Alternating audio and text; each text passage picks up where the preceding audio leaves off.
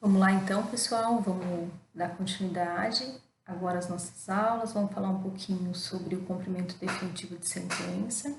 Estamos entrando no vídeo 7 e para dar início ao cumprimento de sentença, eu vou relembrar algumas coisinhas com vocês que nós conversamos lá no começo da nossa aula. O cumprimento de sentença, ele sempre se dá por iniciativa do exequente, então ele não pode se dar de ofício.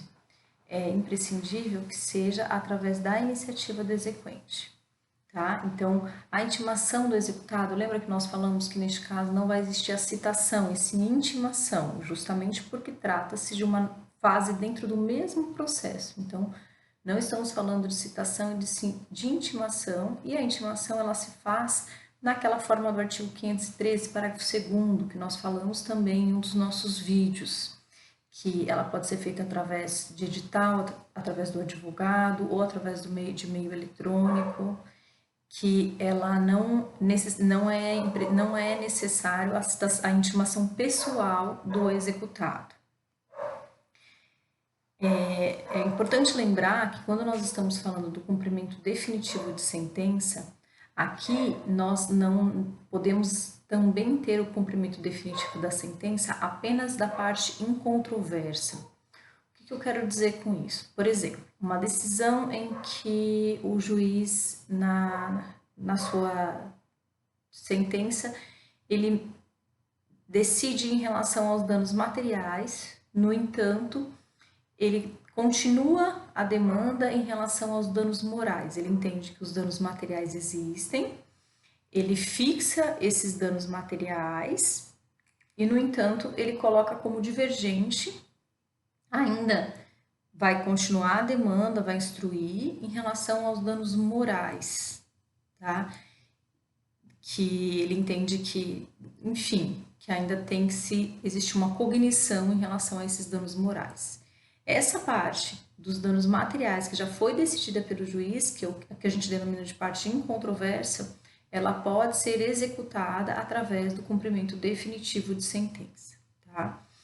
Então, a gente dá início ao cumprimento de sentença através da iniciativa do exequente, ocorre a intimação do executado, e o executado, a partir daí, a partir da sua intimação, ele tem 15 dias para efetuar o pagamento da quantia devida. Dentro desses 15 dias, caso eventualmente ele não efetue o pagamento desse valor, do valor da condenação, incide o montante de 10% de multa e 10% de honorários. É importante mencionar para vocês que esses 10% de multa, 10% de honorários, eles sempre vão incidir sobre a mesma base de cálculo, ou seja, não se faz o cálculo da forma tipo, você pega lá, eu tenho uma dívida de 500 mil, então eu incido 10% de multa e sobre esse montante eu calculo 10% de honorários. Não, os 10% vão incidir sobre os 500 mil, assim como os 10% de honorários também vão incidir sobre os 500 mil, tá? Então, é a mesma base de cálculo tanto para um quanto para outro, ok? E como é que funciona a questão dos prazos? Então, a partir do momento que nós temos a intimação do executado para pagamento, corre esses 15 dias. Após esses 15 dias de pagamento, incide a multa dos 10% de honorários e os 10% incide os 10% de multa, incide os 10% de honorários. E a partir do findo este prazo, né, que incidiu a multa e os honorários, inicia-se o prazo para impugnação, ou seja, o prazo para que o executado possa sim oferecer uma resposta, uma defesa a esse cumprimento de sentença. Esse prazo de impugnação não há necessidade de uma nova intimação, ele é um prazo que ele vai se iniciar de forma automática. Assim que terminar o prazo inicial para pagamento, já incide a multa e o valor de honorários, já se inicia o prazo para impugnação, tá? Então, nós estamos falando aqui de dois prazos. A partir do momento que o exequente deu início à execução ao cumprimento de sentença definitiva, se inicia o prazo para pagamento, um prazo de 15 dias. Transcorrido esse prazo para pagamento de 15 dias, incide a multa de 10% e honorários, e a partir daí começa a fluir de forma automática o prazo de 15 dias para a impugnação, que seria a resposta do executado dentro do cumprimento de sentença, ok? Essa fluência do prazo, quando a gente fala do prazo para impugnação, esse prazo para impugnação, tanto o prazo para impugnação quanto o prazo para pagamento, entende-se que é um prazo processual, ou seja, ele corre apenas em dias úteis, conforme prevê o Código de Processo Civil. Ele não é um prazo de direito material, onde ocorre em dias corridos, ele conta-se em dias corridos, não, ele é um prazo de direito processual, ele só ocorre em dias úteis. Quando nós falamos também na questão da intimação, lembra que nós comentamos que eventualmente essa intimação ela pode ser feita através de advogado ou, nos casos de exceção, ela vai ser feita pessoalmente. Lembra que nós comentamos lá aqueles requisitos do artigo 513, parágrafo 2º? Então, dentro desses requisitos, nós vamos ter uma certa mudança em relação à contagem do prazo. O artigo 231, parágrafo 3º, vamos pegar ele aqui para vocês entenderem essa partezinha aqui. Artigo 231, parágrafo 3º, ele fala: quando o ato tiver de ser praticado diretamente pela parte ou por quem de qualquer forma participe do processo sem a intermediação de representante judicial, o dia do começo do prazo para cumprimento da determinação judicial corresponderá à data em que se der a comunicação. Então, qual que é a diferença aqui do parágrafo 3º, onde a parte ela foi intimada sem advogado e quando ela é intimada com advogado? Quando a intimação é feita através do advogado, ela é realizada conforme a contagem do Código de Processo Civil, que prevê que exclui-se o dia do início e inclui-se o dia do final. Quando a intimação ela é realizada através da própria parte, ela conta-se a partir da comunicação. Então, se inicia a partir do dia da comunicação, não há a exclusão do dia do início. É importante mencionar isso, gente, porque muitas vezes, na prática, um dia faz muita diferença, até mesmo para a questão da incidência da multa, dos honorários, essa diferença de um dia, ela faz muita diferença, tá? Então, lembrando que se eventualmente a parte for intimada pessoalmente, não há a exclusão do dia do início, conta-se a partir do início da comunicação, conforme a previsão do artigo 231, parágrafo 3º. No entanto, caso a parte venha a ser intimada através do seu advogado, o prazo conta-se conforme o Código de Processo Civil, onde exclui-se o dia do começo e conta-se o dia do final. Ok? E daí, nós demos início, então, a essa etapa do cumprimento de sentença.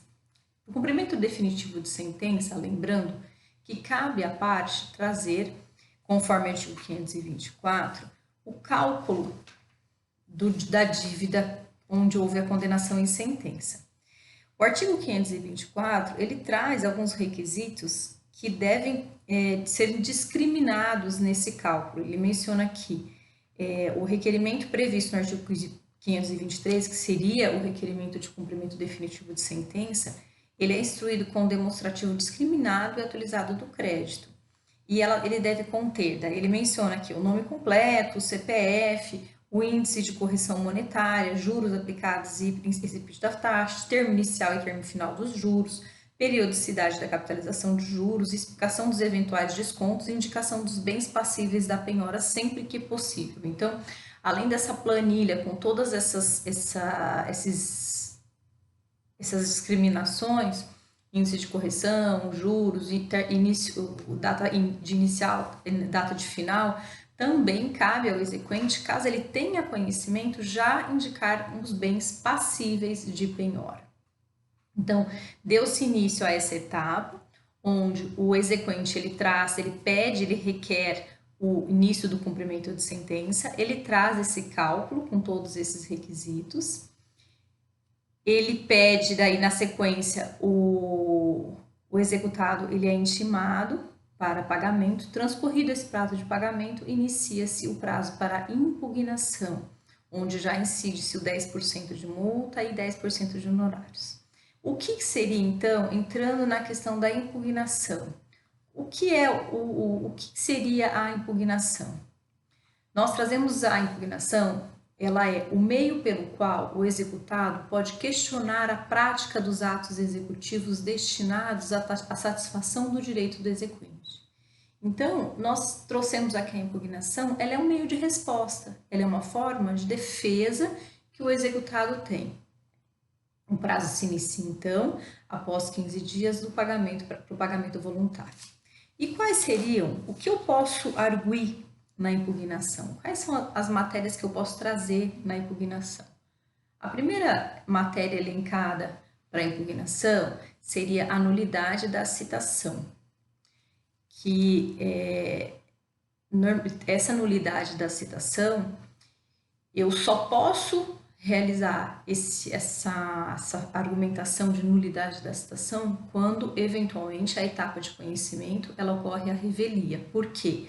A partir do momento em que o réu, o executado, ele se faz presente na etapa de conhecimento, ele já supre essa nulidade. Então, essa nulidade, ela só pode ser arguida quando ocorre a revelia na etapa de conhecimento. Eu não sei se vocês se lembram, um dos vídeos nossos, eu trouxe para vocês um exemplo que eu tive no escritório de uma cliente nossa. Eu vou repetir o exemplo só para vocês lembrarem, para vocês se situarem na prática. De uma cliente minha que efetuou a compra de um apartamento e acabou transferindo esse apartamento através de um contrato de gaveta para uma terceira pessoa. Vamos denominar essa pessoa aí para ficar mais fácil. O José. O José comprou esse apartamento e a minha cliente, ela comprou junto com a irmã esse apartamento. Ela tinha um contrato com a Caixa Econômica de Financiamento. Esse apartamento, elas eram em duas proprietárias.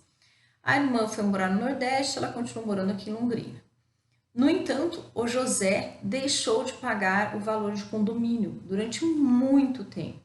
Não só deixou de pagar o valor de condomínio, como deixou de pagar também o financiamento da Caixa, que fazia parte do contrato de gaveta, ele dar continuidade ao pagamento do financiamento.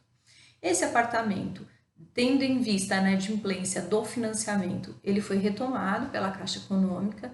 No entanto, o condomínio ficou com essa dívida de condomínio durante um longo período. E o condomínio entrou com uma ação de cobrança contra as minhas clientes. Essa ação de cobrança, logo no início dessa ação de cobrança, houve uma tentativa de citação. Essa tentativa de citação foi infrutífera. O AR voltou, falando que elas não residiam naquele local. Não houve uma nova tentativa. Logo na sequência, elas pediram que fosse realizada a citação via edital. A citação via edital foi feita. Elas não chegaram a ter conhecimento desse edital e o processo todo correu à revelia. Elas foram condenadas num montante bastante alto. Na época, era uma soma de 250 mil o total do valor de condomínios atrasados. Depois da condenação, depois da sentença, o condomínio abriu a fase de cumprimento de sentença. Na fase de cumprimento de sentença, como elas já haviam sido citadas por edital na fase de conhecimento, elas foram intimadas através de edital, conforme nós verificamos lá no começo, quando falamos da questão da intimação dentro do cumprimento de sentença. Então, nessa fase, elas também foram intimadas através de edital. Também não tiveram conhecimento desse edital. Transcorreu o prazo para pagamento, houve a incidência de 10% de multa, de 10% de honorários, transcorreu a fase de impugnação, elas tornaram-se revel durante essa fase, essa fase do cumprimento de sentença, e iniciaram-se os atos executórios. Como uma delas era uma servidora pública, o que aconteceu? O juiz determinou o bloqueio de conta através do Bacen e o salário dessa minha cliente foi bloqueado. A partir desse momento que ela soube que existia uma ação judicial em relação a ela. Ela me procurou diante desse bloqueio do salário. Daí nós descobrimos essa ação toda, descobrimos que essa ação já vinha andando há muito tempo. E diante disso já tinha passado o prazo de impugnação. No entanto, a gente acabou se valendo, depois nós vamos conversar um pouquinho mais à frente sobre isso, da exceção de pré-executividade, para trazer a defesa, a tentativa de defesa, ainda que tivesse transcorrido o prazo. No entanto, nós trouxemos essa alegação de nulidade da citação. Por que nós mencionamos a questão da nulidade da citação? Porque um dos requisitos para que se realize a citação através de edital é que se esgote todos os meios para se encontrar o endereço da pessoa. E isso não foi feito. Não houve nenhuma tentativa a mais para se encontrar o endereço delas. Era um endereço público, era um endereço notório, as duas tinham empregos, cargos vinculados, uma inclusive era servidora pública. Então, isso não foi feito e o juiz acabou considerando a nossa exceção de pré-executividade, ele considerou o argumento, considerou procedente, o processo retomou lá no início da fase de conhecimento, ele pediu para voltar, ele considerou nula todos os atos praticados anteriores à citação, e daí pediu que fosse realizada nova citação para iniciar a fase de conhecimento. Então, só para vocês entenderem esse argumento da nulidade da citação. Então, essa nulidade da citação, ela pode ser trazida na fase de impugnação, nessa fase de defesa do executado. No entanto, é importante lembrar que somente quando o réu se tornar revel na fase de conhecimento, porque a partir do momento que ele aparece na fase de conhecimento, que ele participa, ele já supre essa nulidade. A segunda coisa que eventualmente pode se argumentar é a ilegitimidade da parte. Quando que isso pode acontecer? Quando eventualmente a parte falece, onde há necessidade da cessão de direitos, né?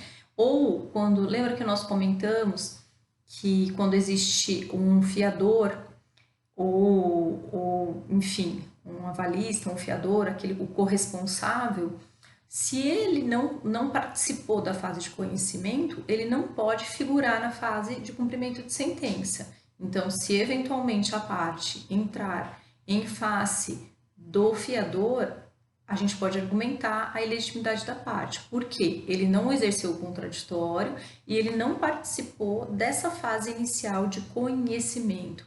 Assim acontece também, por exemplo, quando a ação corre contra uma ação de despejo, corre contra o proprietário que não participou da ação, enfim.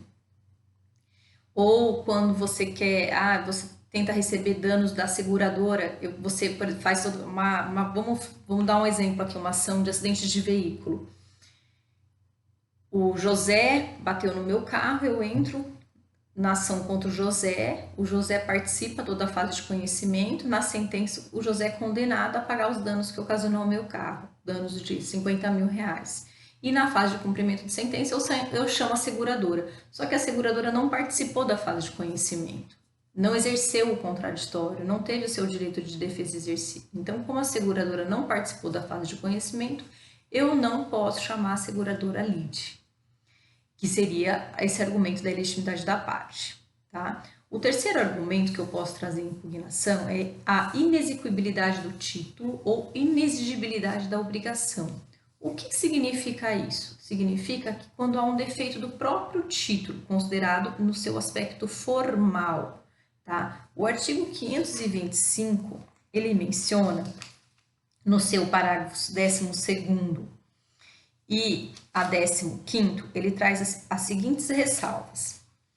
Para efeito do disposto no inciso 3º do parágrafo 1º desse artigo, considera também inexigível a obrigação reconhecida em título executivo judicial, fundado em lei ou ato normativo, considerado inconstitucional pelo Supremo Tribunal Federal ou fundado em aplicação ou interpretação da lei ou do ato normativo tido pelo Supremo Tribunal Federal como incompatível com a Constituição Federal, em controle de constitucionalidade concentrado ou difuso.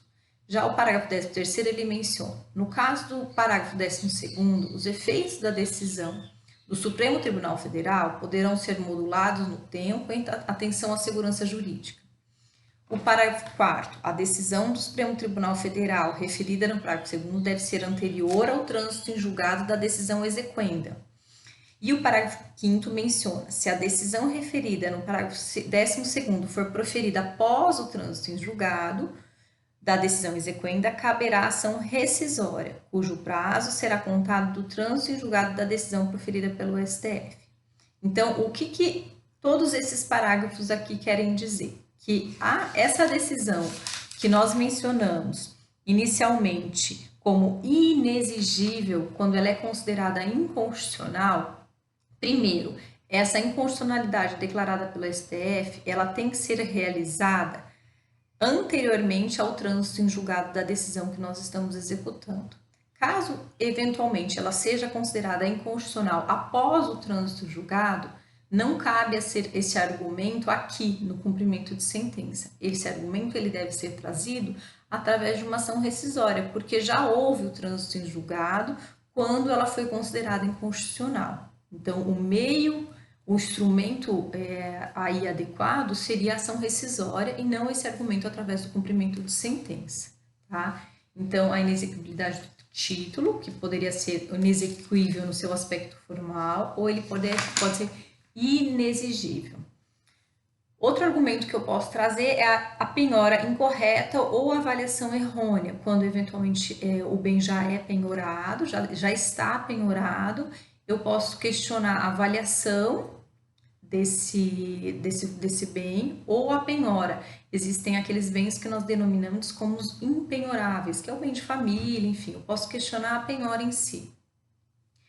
Outro argumento que eu posso trazer em impugnação, excesso de execução ou acumulação indevida de execuções. Quando se dá o excesso de execução, quando dentro do cálculo eu trago um valor a mais, um valor maior, eu faço o cálculo de forma equivocada. E a acumulação indevida de execuções é quando eventualmente eu tento receber 2 créditos dentro de uma mesma execução que não são possíveis de recebimento dentro dessa mesma execução, ou por não ser idêntico ao executado, ou por não ser competente o mesmo juízo. Outro argumento que eu posso trazer é a incompetência absoluta ou relativa do juiz da execução. Eu posso também trazer na impugnação causas modificativas ou extintivas da obrigação. O que seriam essas causas? A novação, a compensação, a transação, a prescrição, que são causas que elas necessariamente devem ser supervenientes à sentença proferida. E a suspeição e impedimento. A suspeição e o impedimento, conforme aquela previsão do artigo 146 e 148, elas não precisam necessariamente ser arguidas na impugnação, porque elas são matérias de ordem públicas e elas podem ser trazidas através de uma petição comum, não precisa ser matéria de impugnação necessariamente, tá? É importante lembrar que a impugnação ela não tem efeito suspensivo, ou seja, não é porque eu estou entrando com a impugnação que eu vou vedar os atos constritivos, os atos expropriatórios, os atos executivos eles se mantêm, ela não tem o condão de suspender o processo. Essa é a regra dela, tá? Ela não suspende o processo, a impugnação. No entanto, existe a possibilidade de, dentro da impugnação, o executado ele pedir a suspensão do processo. Para isso, ele tem que trazer, primeiro, ele tem que se fundamentar no fumus boni iuris e no periculum in mora, ou seja, há de existir uma fumaça, quando a gente fala uma fumaça do bom direito, ele tem que se fundamentar em argumentos concretos, ele realmente deve existir, esses argumentos devem ser passíveis de convencimento do juiz. E o periculum in mora, ou seja, deve existir o perigo de dano irreparável ou de difícil reparação. E ainda assim, mesmo diante desses argumentos, há a necessidade de uma prévia garantia ao juízo, o depósito, uma prestação de caução, para que ele realmente consiga, talvez, essa suspensão, esse pedido de suspensão da impugnação. Então, É possível o pedido de suspensão? Ele é possível, no entanto, ele é atrelado a essa necessidade da garantia, é atrelado a essa necessidade do depósito e também aos argumentos, onde há necessidade, sim, de um argumento robusto, um argumento concreto. Além desse argumento robusto, há necessidade do periculo in mora comprovado, ou seja, do dano irreparável ou de difícil reparação para o executado. No entanto, ainda há a possibilidade de substituição da penhora, de se discutir essa questão do reforço da penhora, enfim, caso eventualmente, vamos supor, ele entre com o cumprimento de sentença, através da impugnação ele preste uma caução, consiga o efeito suspensivo. Ainda assim, há uma possibilidade que a gente menciona do contracaução. O que significa isso? Que o exequente, ele pode ainda assim prestar um outro caução para dar continuidade aos atos executórios dentro dessa ação, tá? Então, eu vou encerrar com vocês essa partezinha aqui da execução, até para que o vídeo não fique muito comprido, e vou dar continuidade no outro vídeo à questão do cumprimento de sentença.